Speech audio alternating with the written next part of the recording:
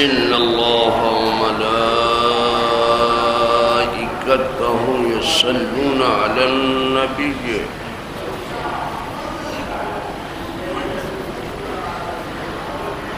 يا أيها الذين آمنوا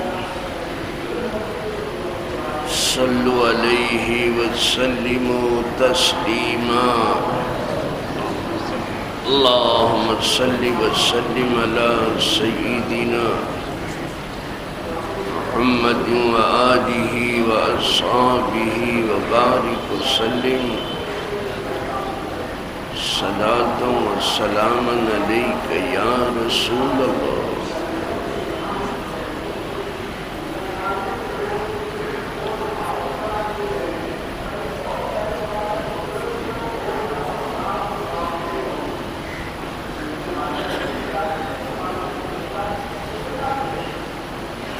نحمده ونصلي ونسلم على رسوله الكريم أما بعد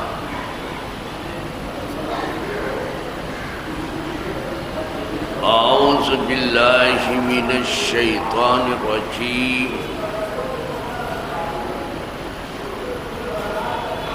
بسم الله الرحمن الرحيم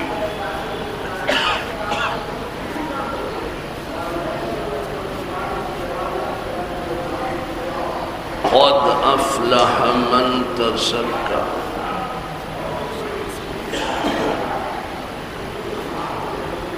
وذكر اسم ربه فصلى بل تؤثرون الحياة الدنيا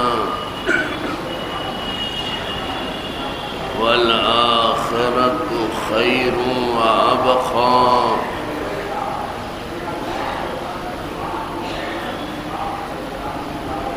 إن هذا لفي الصحف الأولى صحف إبراهيم وموسى صدق الله مولانا العظيم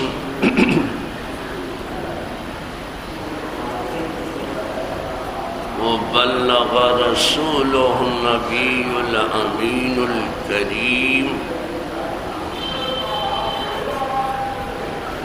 ونحن على ذلك من الشاهدين والشاكرين والحمد لله رب العالمين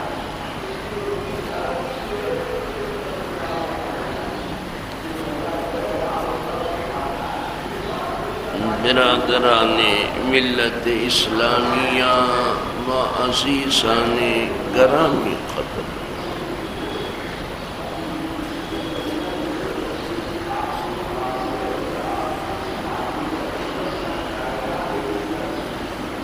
ماہ شوال المکرم کا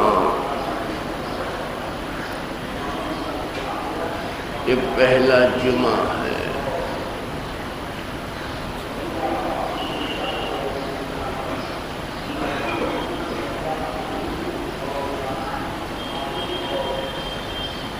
اور لوگ ابھی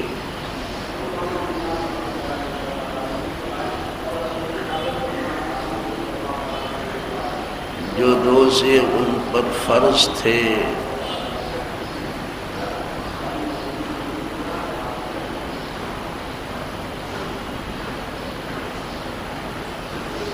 انہوں نے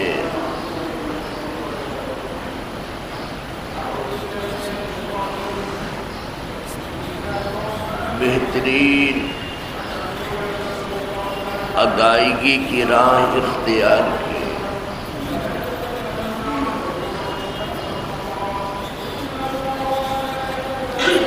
جہاں تک ان کی کوشش تھی وہ اس کے سوا کچھ اور نہ تھی کہ ہم اس فرض کو اچھی طرح سے ادا کریں۔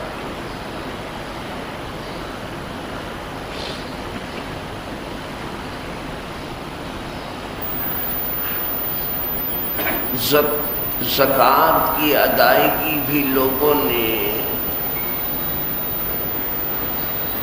بہت حوصلہ مندی کے ساتھ اسی مبارک مہینے میں کرنے کی کوشش کی۔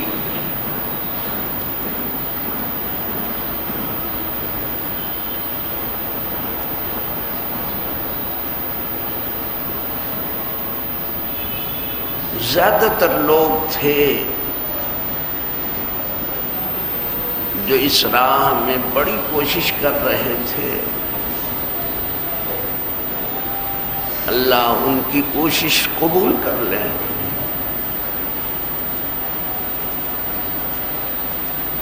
اور ان کی راہیں کھول دے۔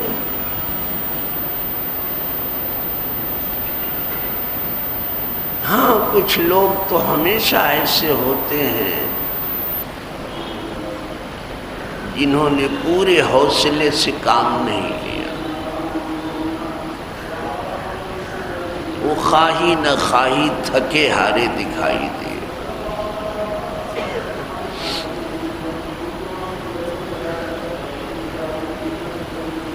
صدقہ فطر بھی لوگوں نے ادا کیا،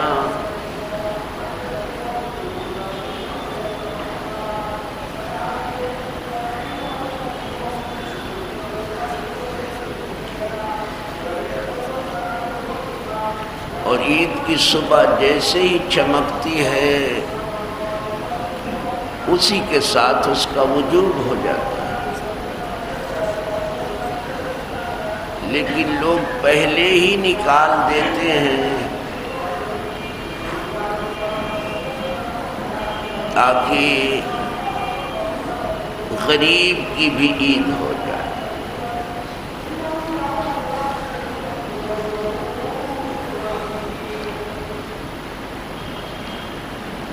صدقہ فطر کا حکم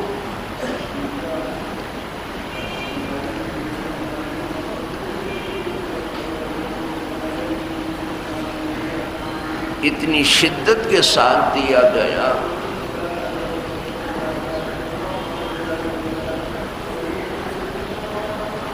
کہ جو مالدار ہیں وہ اپنی طرف سے بھی اور اپنے نابالغ بچوں کی طرف سے بھی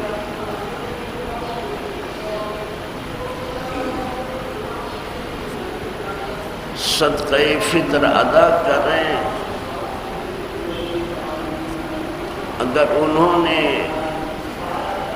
نماز عید الفطر سے پہلے صدقہ ادا نہ کیا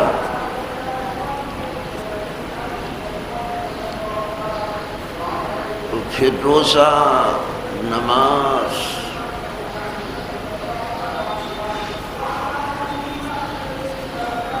جو کچھ انہوں نے ذکر و فکر کیا ہے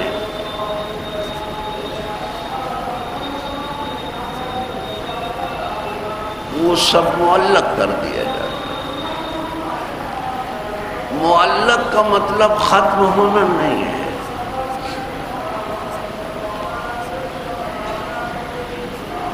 معلق کا مطلب ہے اس کو لٹکا دینا۔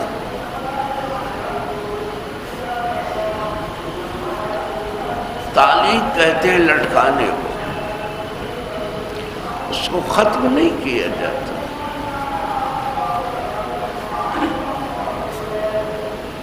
جیسے گناہ کبھی بھلایا نہیں جاتا ویسے نیکی بھی کبھی پرانی نہیں ہوتی۔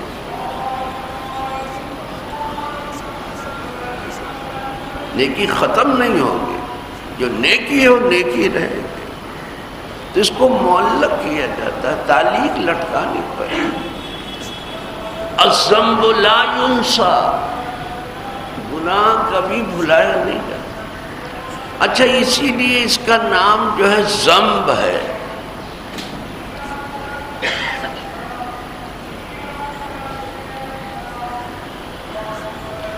اور ذنب اور ذنب یہ دونوں ایک ہی طرح لکھا جاتا ہے۔ ذنب کے معنی دم، اس کی جمع آتی اذناب، اور اسے ضم پڑھیے تو ضم مانے گناہ، اس کی جماعتی ذنوب، دونوں ایک ہی طرح لکھے جاتے ہیں۔ وہ تو موقع محل دیکھ کے پڑھا جاتا ہے۔ علماء جو عربی پڑھتے ہیں وہاں زیر و زبر نہیں ہوتا،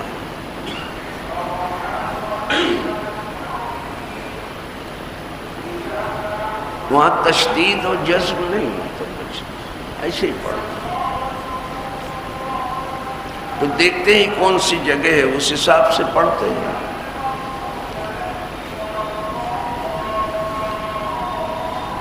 جس طرح سے جانور کی دم ناممکن ہے کہ جانور سے الگ ہو، اگر جانور ہوگی تو اگر جانور ہے تو دم ضرور ہوگی۔ تو جس طرح سے ناممکن ہے کہ جانور ہو اس کو دم نہ ہو، دم ضروری، جانور سے دم نہیں الگ ہوتا، اسی طرح گناہ گار سے گناہ الگ نہیں ہوتا، لگا ہی رہے جب تک اسے توبہ کے پانی سے دھو نہ ڈالے، کہ توبہ سچی ہونی چاہیے۔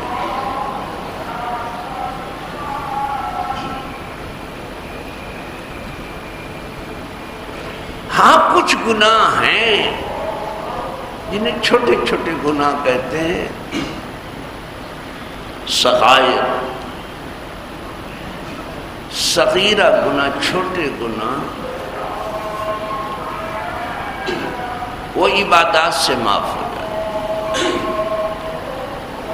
وہ تو جب آپ نماز کے لیے باوضو گھر سے نکلتے ہیں اور مسجد کی طرف جتنا بھی قدم اٹھتا ہے وہ گناہ معاف ہو گئے، نیکیاں لکھی جا رہی ہیں، درجہ اونچا ہو رہا ہے۔ جتنے بھی قدم ہیں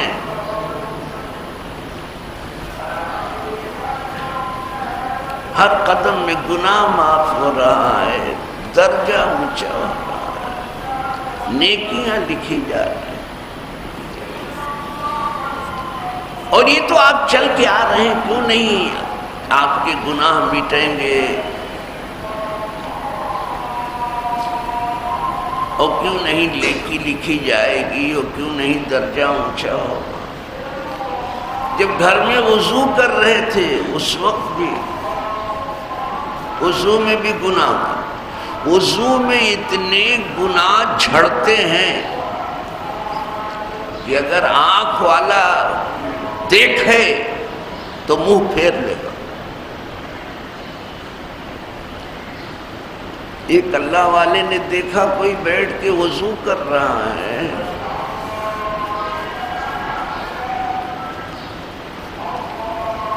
اور اتنے گناہ جھڑ رہے ہیں دیکھ نہیں پایا۔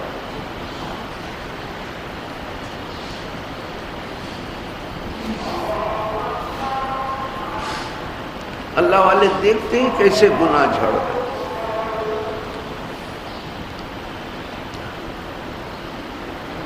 ہمارے امام اعظم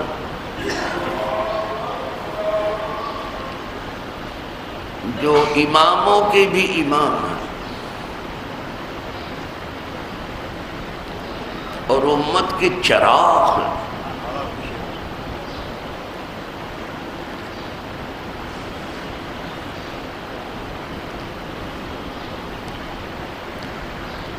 اور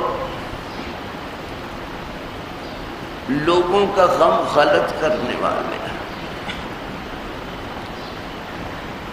قدرت نے اتنی بصیرت عطا فرمائی تھی کہ آپ کو نظر آتا تھا۔ کبھی کبھی کہتے تھے کہ اللہ کی ان بندوں کی تباہی مجھ سے دیکھی نہیں جاتی، یہ نظر جو مجھے ملی ہے دیکھنے کی، یہ نہ بھی ملی ہوتی تو اچھا ہوتا، میں لوگوں کی تباہی تو نہ دیکھتا، اتنا گناہ کر کے آیا ہے۔ تو وضو میں بھی گناہ معاف ہوتے ہیں۔ اسی کو کسی کہنے والے نے یوں کہہ دیا کہ اچھا ہے کہ احساس نظر چھین لے مجھ سے، دیکھی نہیں جاتی تیرے بندوں کی تباہی۔ جو درد مند تباہے ہیں وہ دوسرے کی تباہی نہیں دیکھنا چاہتے، وہ بڑے سنگ دل لوگ،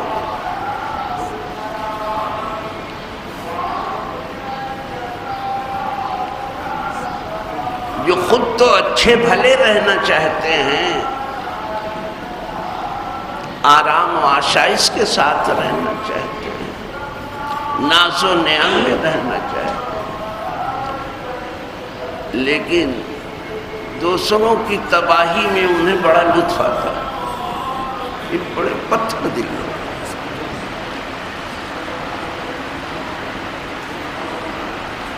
وہ کہتے تھے کہ اچھا ہے کہ احساس نظر چھین لے مجھ سے، دیکھی نہیں جاتی تیرے بندوں کی تباہی۔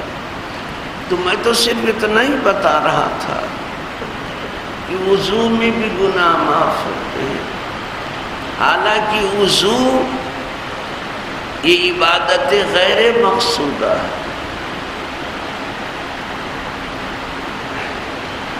جب وضو میں معاف ہو رہا ہے تو نماز میں کتنا معاف ہو، روزے میں کتنا معاف ہوگا، زکوٰۃ میں کتنا معاف ہوگا، حج میں کتنا معاف ہوگا، نہ پوچھیں، سب میں گناہ معاف ہوتا ہے، لیکن چھوٹے گناہ، عبادات سے چھوٹے گناہ،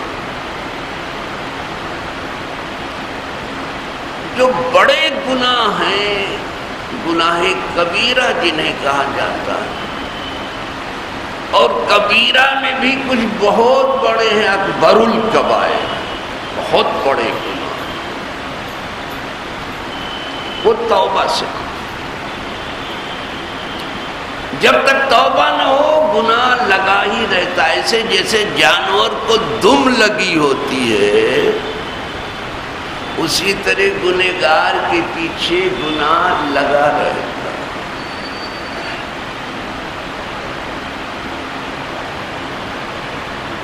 تو اگر گناہ اس طرح سے لگا تو نیکی بھی کبھی پرانی نہیں۔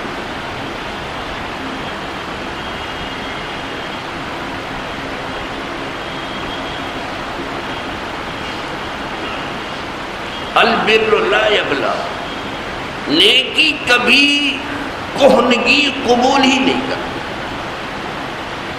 نیکی کبھی پرانی ہوتی نہیں،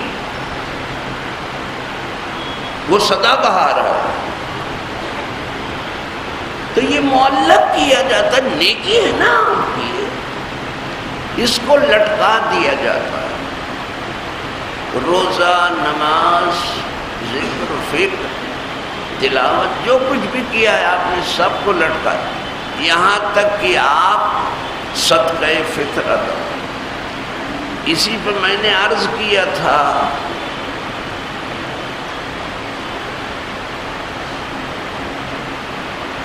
کہ غیروں کی عید یہ ہے کہ مالدار منا لے، غریب روتے رہیں، فاقہ کشی کرتے رہیں، بلکہ خودکشی کرتے رہیں، یہ غیروں کی عید۔ ہماری عید یہ ہے کہ جب تک ہم غریب کو ساتھ میں نہ لیں ہماری عید ہوتی ہے، یہ بھی تو صدقہ فطر ہے۔ اور ہر خوشی کے موقع پر غریب کو ساتھ لینے ہی کہو، شادی بیاہ کے موقع پر بھی غریب کو ساتھ لینے کو، صرف مبارکباد دینے کے لیے نہیں، کھانے میں بھی انہیں اپنے ساتھ لو، ورنہ تو پھر شادی کا کھانا برا کھانا ہو جائے گا۔ شر الطعام طعام الولیمہ، یدعا لها الاغنیاء ویترک الفقراء، برا کھانا ولیمے کا کھانا ہے۔ مالدار مالداروں کو بلا لیتا ہے اور غریبوں کو نظر انداز کرتا ہے۔ یہ غریب خدا کو بہت پیارے ہیں، اور یہ دنیا غریبوں کو جلدی سے جینے نہیں دیتی، ان کی زندگی عجیب ہے۔ لیکن نہ پوچھو کہ قدرت ان پر کتنا مہربان۔ قدرت نے ان کو پیدا کر کے کسی کے حوالے نہیں کیا کہ آپ جو چاہو ان کے ساتھ سلوک کرو، بلکہ غریب کے ذریعے سے امیر کو آزمایا جا رہا ہے اور امیر کے ذریعے سے غریب کو آزمایا۔ آپ کرتے کیا ہو وہ دیکھا جا رہا ہے۔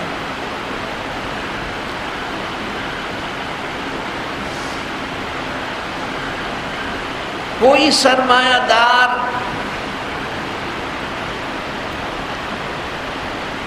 ڈینگے مار رہا تھا،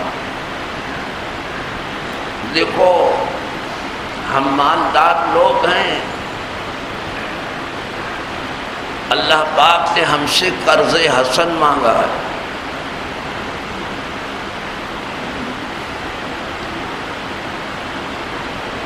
اور جب ڈینگ ماریں گے تو کسی غریبی کے سامنے ماریں گے، اپنے جیسے کے سامنے تھوڑی ڈینگ ماریں گے۔ سرمایہ دار جب بھی ڈینگ مارے گا کسی غریب کے سامنے ہی مارے گا۔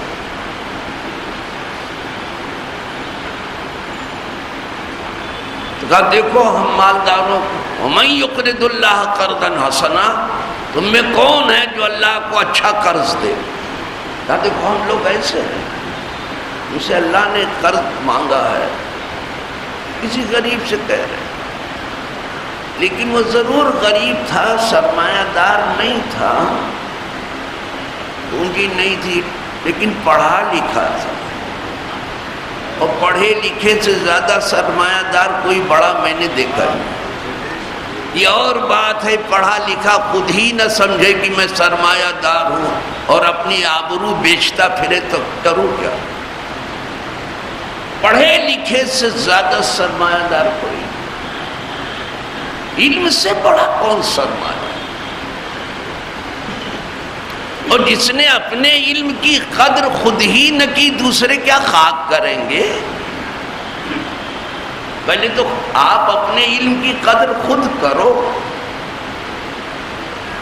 وہ پڑھا لکھا تھا، جس کے سامنے یہ ڈینگ مار رہے تھے، دیکھو ہم سے اللہ نے، یہ ہم مالدار لوگ، جیسے کبھی کبھی عام لوگ کہتے ہیں کہ دیکھو یہ چٹائیاں اور دریاں روڈ پر ہمارے لیے بچھائی جاتی ہیں،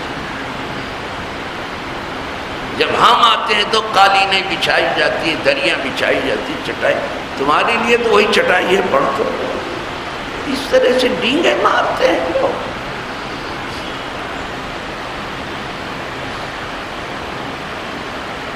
تو پڑھا لکھا بڑا ذی ہوش آدمی تھا، اس نے کہا ضرور ہے اللہ نے قرض مانگا، لیکن یہ آپ نے نہیں دیکھا کس کے لیے مانگا؟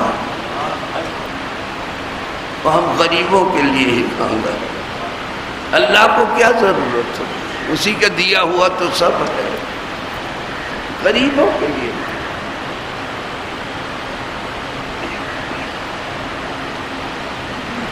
اسی لیے یہ صدقہ جو دیا جاتا ہے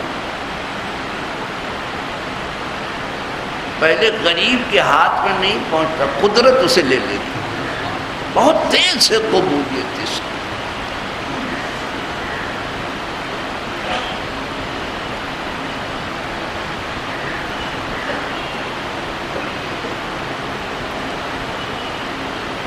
وَيَأْخُذُ الصَّدْقَاتِ کلام پاک میں ہے کہ قدرت اپنے دستے کرم میں صدقات کو لیتی ہے۔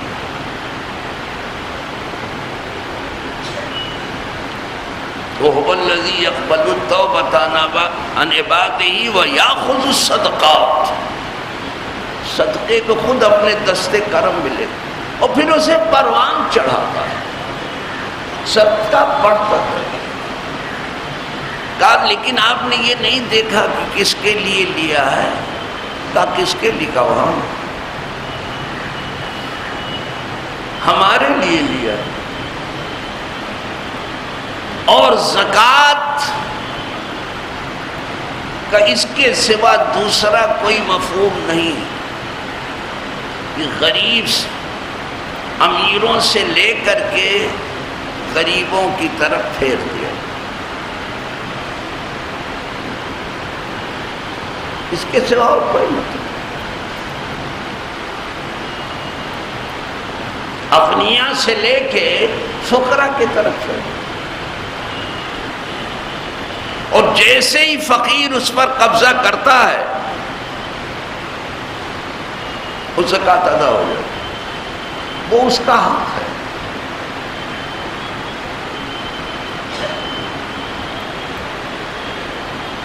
تُؤْخَذُ مِنْ أَغْنِيَائِهِمْ وَتُرَدُّ إِلَىٰ فُقَرَائِهِمْ، یہ زکوٰۃ کیا ہے؟ مالداروں سے، انہی کے مالداروں سے لی جائے گی اور انہی کے غریبوں میں لوٹا دی جائے۔ غریبوں میں آپ لوٹا دیں، جب تک غریب کے ہاتھ میں نہیں پہنچی اور اس نے قبضہ نہیں کیا، یہ ادا نہیں ہوا۔ غریب کو مالک بنانا ضروری۔ چلو اس وقت میں دوسری گفتگو کر رہا تھا،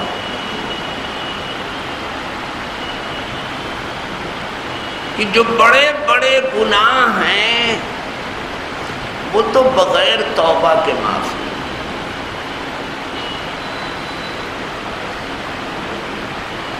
اور توبہ یہ صرف یہ نہیں کہ یا اللہ توبہ، اور توبہ یہ بھی نہیں ہے کہ صرف آپ منہ سے کہہ دو استغفر اللہ واتوب الیہ۔ توبہ کے لیے ضروری ہے کہ آپ سچے دل سے نادم ہو کہ میں نے بہت غلط کیا، بہت برا کیا۔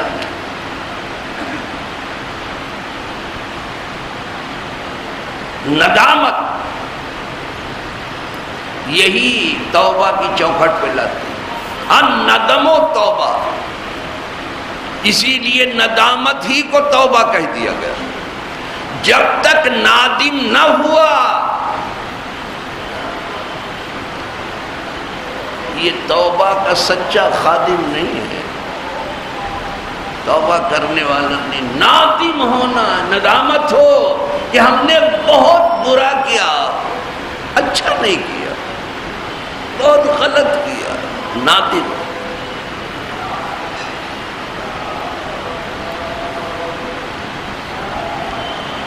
آئندہ وہ گناہ نہ کرنے کا عزم، اور جس سبب سے وہ گناہ ہوا ہے اس سبب کو چھوڑنے کی کوشش کرے، کیا اب گناہ نہیں، اب امید ہے اس کی توبہ کو۔ اگر توبہ سچی ہوئی تو یہ اتنا ستھرا ہوا جیسے اس نے گناہ کیا ہی نہیں، اتنا ستھرا۔ اور توبہ اگر سچی ہوئی تو مٹی کو بھی چھوئے گا تو سونا ہو جائے گا۔ توبہ کو آپ کیا سمجھتے ہیں؟ التائب من الذنب کمن لا ذنب لہ، گناہ سے توبہ کرنے والا اتنا ستھرا ہو گیا جس نے اسے گناہ کیا، پھر وہ مٹی کو بھی ہاتھ لگاتا تو سونا ہو جائے۔ لیکن توبہ ہونی چاہیے۔ یہاں تو رسم توبہ ہے، توبہ کدھر ہے؟ جب تک مسجد میں ہیں ذکر فکر کر رہے ہیں، باہر نکلے تو پھر وہی بول گپاڑا، وہی شور و شر، وہی ہنگامہ آ رہا ہے، وہی جھوٹ فریب، وہی دغا بازی، وہی 420، وہی حسد، وہی بدعہدی، وہی بے وفائی، وہی بد نگاہی، وہی بد کلامی،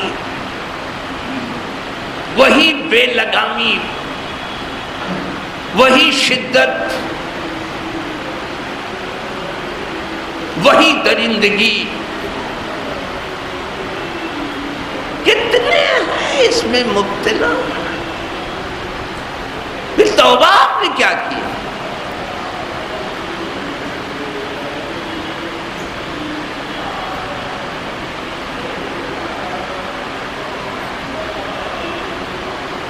اللہ والوں کی ذرا سب میں کیا بتاؤں، یہ کوئی تقریر کا وقت تو ہوتا ہی نہیں ہے۔ کوئی اللہ والا تھا بیچارہ، نوافل پڑھ پڑھ کے جب بہت تھک گیا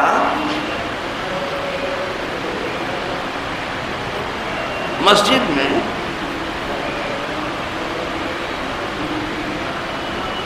تو تھوڑا سا ٹیک لے لیا مسجد کی دیوار کی، اور قبلہ سے ہٹ کے پاؤں اپنا تھوڑا سا پھیلا دیا، قبلہ کی طرف نہیں پھیلا، کچھ لوگ تو قبلہ ہی کی طرف۔ آپ عرب میں دیکھو گے نا، ٹھیک قبلہ کی طرف، کعبہ کی طرف ایسے۔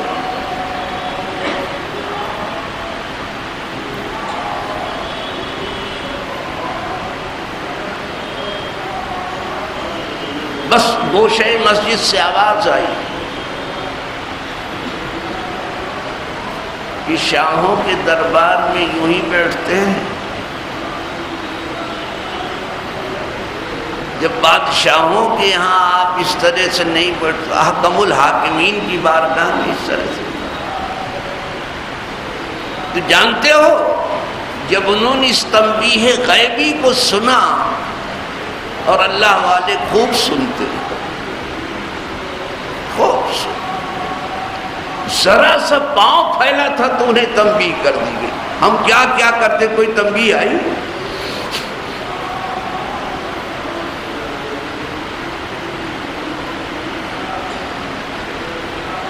بس جیسے ہی تنبیہ غیبی سنی،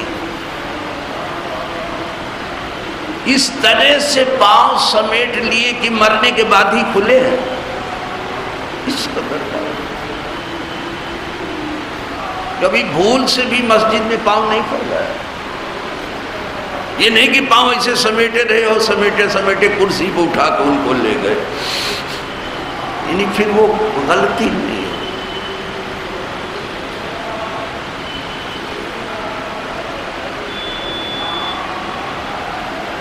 تو الحمدللہ رمضان آیا تھا ستھرا کرنے کے لیے، اور بلا شبہ وہ لوگ جنہوں نے ستھرا ہونے کی کوشش کی اور قدرت نے انہیں ستھرا کیا، وہ کامیاب ہو گئے۔ قد افلح من تزکیٰ، یہ ہم کو ستھرا کرنے آیا۔ پتہ کیسے چلے کہ یہ ستھرا ہوا ہے؟ وَذَكَرَ اسْمَ رَبِّهِ فَصَلَّى، اب یہ ستھرا ہونے والا جو ہے اس نے اللہ کا نام لیا اور نماز پڑھی، یہ ستھرا ہوا۔ جو ستھرا ہوا رمضان میں، اس نے اللہ کا نام لیا، نماز پڑھی، یعنی عید پڑھی، اور عید کے بعد بالکل شروع ہو گیا پڑھنا، وہ اللہ کا نام لیتا اور نماز پڑھتا۔ یہ نہیں کہ عید کی پڑھ کے نکل گیا پھر اب دوسری عید کو پڑھے، یہ نہیں ہے بابا، سیدھے کہا گیا اب تو اللہ کا ذکر ہے اس کی زبان پر، اور نماز ہو،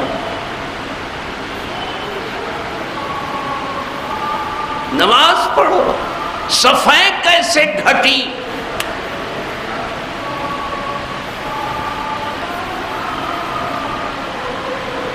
کا مطلب یہ ہے کہ بھی تھوڑا اور محنت کرو، پھر آؤ اس گھر میں۔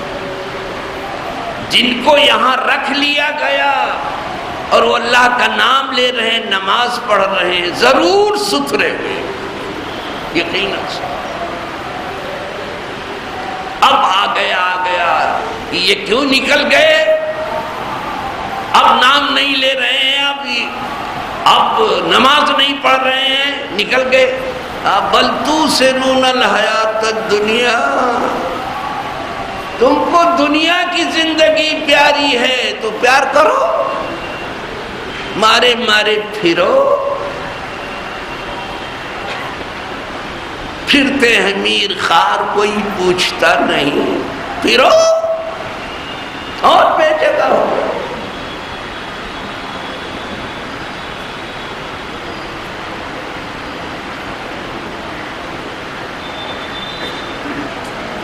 بل تؤثرون الحیات، بلکہ تم دنیا کی زندگی کو زیادہ درجہ دیتے ہو، ترجیحی مقام دیتے ہو، زیادہ بھاؤ دیتے ہو۔ تمہارے ہاں دنیا کا بھاؤ ہے، اللہ والوں کے ہاں آخرت کا۔ اور میں تم سے سچ بتا دوں، مسلمان نام ہے جس کی زندگی آخرت رخی ہو، دنیا رخی نہیں ہے۔ اسی لیے نماز میں جانتے کیا کہتا ہے؟ انی وجہت وجہی للذی فطر السماوات والارض حنیفا وما انا من المشرکین۔ اگر یہ سچ بولتا ہے تو بولنا ہی چاہیے، تو خدا کی طرف منہ کر چکا، آخرت کی طرف۔ صحابہ میں یہی خوبی تو آ گئی تھی، ان کی زندگی دنیا رخی نہ تھی، آخرت رخی تھی۔ ہماری زندگی میں عیب یہ آ گیا ہے کہ ہم آخرت کا کام بھی دنیا کے فائدے کے لیے کرتے ہیں۔ دیکھتے ہیں کچھ ہے، کہتے ہیں لو لو سبحان اللہ، دیکھتے ہیں پیچھے لفافہ ہے، تب تو ٹھیک ہے، نہیں تو دعوت بھی ٹھیک نہیں لگتی، کیونکہ چراغی نہیں ہے نا۔ دعوت سے زیادہ چراغی عزیز ہے۔ کچھ لوگوں نے ایسے ہی چراغ جلا کے چھوڑو یار،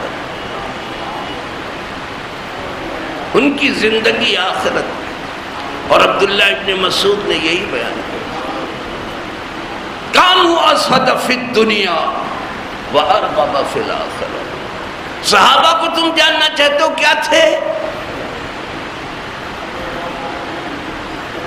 دنیا سے بے نیاز تھے، دنیا میں رہ کے وہ بندگان آخرت، بڑی رغبت تھی انہیں آخرت۔ اور ان کی شان جانتے ہو؟ رحماء بینہم، یہ کتاب بیان کر، آپس میں مہربان تھے۔ اب لوگ آپس ہی میں گلا کاٹ رہے ہیں، ہر گھر اپنے ہی گھر کو اجاڑ رہا ہے۔ یہ ہماری انفرادی زندگی ہے، ہر خاندان اپنے ہی خاندان کو اجاڑ رہا ہے، ہر جماعت اپنی ہی جماعت کا تہو بالا کر رہی ہے۔ یہ ہمارا حال ہے۔ یہ کون سا اسلام ہے آپ کا؟ بادشاہوں کو تو نہ پوچھو، اپنے عیش و نشاط کے لیے پوری امت کو قربان گاہ پہ چڑھا دیا۔ اور جس دن سے یہ سعودی آیا ہے، امت نے کوئی دن دیکھا نہیں، سعودی حکمران، عوام نے۔ اور جب تک یہ ہے آپ کوئی بھلے دن نہیں دیکھ سکتے۔ اس کا پیسہ جاتا کہاں ہے؟ صرف مسلم کچھ ہی۔ ابھی بھی جو اس کے آدمی داعش وغیرہ ہیں عراق میں، ان کو نکاح ہی پڑھیے، فلسطین لہو لہان ہے، اس کا نہیں۔ یہ نکاح کا پیغام داعش بھیج رہا ہے، اور کچھ ناہنجار اخبار کے رائٹر جو ہیں اپنے اس کو سمجھتے ہیں کوئی اسلامی تحریک۔ ارے ان کا علاج دیکھو کہاں ہو رہا ہے، اسرائیل میں ہو رہا ہے، امریکہ میں ہو رہا ہے۔ جب تمہیں کچھ معلوم نہیں، قلم اٹھاتے کیوں ہو؟ کاغذ سیاہ کیوں کرتے ہو؟ دل تو سیاہ ہے تمہارا، پہلے دل کے اندر سفیدی پیدا کرو پھر ہوگا۔ مفت کی کھاتے ہو، مفت کی گاتے ہو، اخبار نکالتے ہو۔ صحابہ جسے کہتے ہیں وہ آپس میں بہت مہربان، رحماء ہے۔ میں سمجھتا ہوں کہ انصار صرف اس لیے انصار کہلائے کہ انہوں نے اپنی پلکیں بچھا دی مہاجرین کی، اپنی جائیداد پیش کر دی، اپنے گھر ہدیے اپنی بیویوں کو کہا آپ پسند کرو، ہم طلاق دیتے ہیں، آپ نکاح کرو۔ اس لیے وہ انصار ہوئے تھے۔ مہاجر اس لیے ہوئے کہ ہم گھر بھی چھوڑتے ہیں، در بھی چھوڑتے ہیں، باغ و بوستان بھی چھوڑتے ہیں، کمائی بھی چھوڑتے ہیں، ملک بھی چھوڑتے ہیں، وطن بھی چھوڑتے ہیں، قدم رسول نہیں چھوڑتے۔ یہ ہے مہاجر، سب چھوڑیں گے قدم رسول۔ اس کو کہیے صحابی، یہاں ایک پیسہ چھوڑا نہ جائے اور اسلام مضبوط ہو جائے، ایک ایک پیسے پر مہر لگی رہے، کہیں نکلنے نہ پائے اور اسلام مضبوط ہو جائے، دعا قبول ہو جائے۔ کیا بات کرتے رحماء بھائی۔ سعودی قوموں میں چلا گیا، کچھ بولتا ہی نہیں، کیا ہو رہا ہے یہ بھی نہیں کرا، کیا ہو رہا ہے۔ مصر قومہ میں ہے، بلکہ کھڑا ہے مدد پر اسرائیل اور امریکہ، اتنی عزیز ہو گئی اتنی، بل تو سے رون الحیات الدنیا، سب بادشاہ، اور انہی پر کیا سبھی 55 ممالک ہیں۔ کون بول رہا ہے؟ اس ذرا سے ٹرکی بول رہا ہے، قطر بول رہا ہے، تھوڑا سا الجزیرہ اس کے صحافی بول رہے ہیں، کچھ کبھی رو پڑتے ہیں، اقوام متحدہ کے آدمی رو پڑے، سعودی کو رونا نہیں آئے، اس کا تو لطف اسی میں تو ڈوب گیا ہے، وہ امت کو ڈبونے ہی کے لیے ہے۔ صرف نماز پڑھنے کی بات آپ کرتے ہیں، ان کی پیچھے نہیں ہوتی ہے۔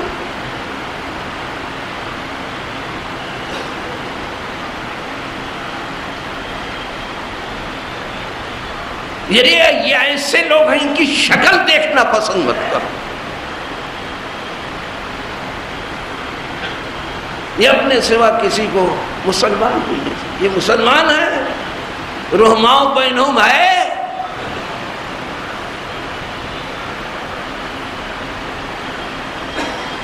صحابہ کی شان تھی اشداء علی الکفار، وہ موم نہیں تھے کہ جس طرح سے چاہو گڑیا بنا لو، وہ اپنے دین میں مضبوط تھے، اتنی مضبوطی تھی کہ باطل ان سے مایوس ہو گیا تھا۔ وہ موم کی ناک نہیں تھے کہ جیسی چاہو سیدھی کرو یا ٹیڑھی کرو، مضبوط تھا۔ اسی لیے ان کو کافر شدت پسند کہتے۔ آج بھی جس کو اپنے مطلب کے لیے نرم نہیں کر پاتے اس کو کیا کہتے؟ شدت پسند ہے، اور جس کو اپنے مطلب کے لیے نرم کر لیا ہے، نرم چارہ، جیسے سعودی عرب ہے، مصر، وہ سب ہیں، اور سمنام نیاد پاکستان وغیرہ، ساری دنیا سے آپ بین الاقوامی برادری کی کیا گواہی دے رہے ہو؟ اسی نے تو لا کر کے فلسطین کے سینے میں یہ خنجر چبھویا ہے جسے کہتے ہیں اسرائیل۔ وہ کیا کرے گی؟ تم کہاں سو گئے؟ تمہاری حمیت کہاں سو گئی؟ تمہاری انسانیت کہاں مر گئی؟ تمہارا ضمیر کہاں دفن ہو گیا؟ تمہارا اسلام کدھر ہے؟ کیوں تم رحماء بین؟ تمہیں کھانا ہضم ہو رہا ہے؟ یہاں عوام نے جو ہے اسرائیل کا بائیکاٹ کیا ہے، اس کی مصنوعات کا، یہ بیچاری عوام کر رہی جو کچھ ہاتھ پاؤں مار سکتی، بائیکاٹ کیا ہے اس نے، بڑی مضبوطی سے کیا ہے، یہ عوام کا ہاتھ پاؤں مار۔ حکمرانوں کو دیکھو، سعودی نے بھی بائیکاٹ کیا، اگر اس نے نہیں کیا تو تم اس کا بائیکاٹ کیوں نہیں کرتے؟ یہ نہیں تم سے ہوا، یہ نہیں کہ امریکہ اور اسرائیل یہ آئسولیٹ ہو چکے ہیں اور آئسولیٹ کرنے کے لائق ہیں. سعودی بھی آئسولیٹ ہونے کے لائق ہے. اس کو بالکل چھوڑو، نام بھی نہ لو، یہ تمہارا نہیں ان کا ہے. ان کے ہاتھ میں کھیل رہا ہے، وہ جدھر چاہیں کھلا دے اس کو. شام کی تباہی اس کا، عراق کی تباہی اس کا، افغانستان کی تباہی اس کی، پاکستان کی رسوائی، سب میں سعودی کا ہاتھ ہے. یہ اسی دن کے لیے، تاکہ مسلم ورلڈ کو تباہ کر ڈالے اپنے پیسے سے. ورنہ کہاں جاتا ہے تمہارا پیسہ؟ اور یہ تیل کی آمدنی کہاں خرچ ہو رہی؟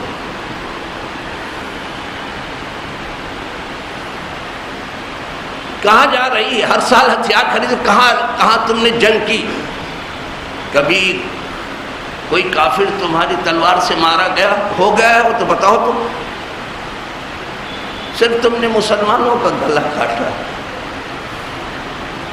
جب یہ اتنا آپ نہیں پہچانتے ہو تو ٹھیک ہے، ذرا کربلا کو دیکھ کر کے امام کے پیچھے کھڑے ہو جاؤ. تمہیں دیکھنا پڑے گا کہ امام حسین کدھر ہے اور یزید کدھر ہے. نماز تو یزید کی طرف بھی ہوتی تھی، اذان بھی ہوتی تھی، صفیں بھی لگتی تھی، دعائیں بھی ہوتی تھیں. یہ یزید کی طرف بھی، امام حسین. لیکن کیا اس کو کہو کہ وہ نماز تھی، وہ دعا تھی؟ لیکن امام حسین کی نماز ان کی دعا تھی، ان کا اسلام تھا.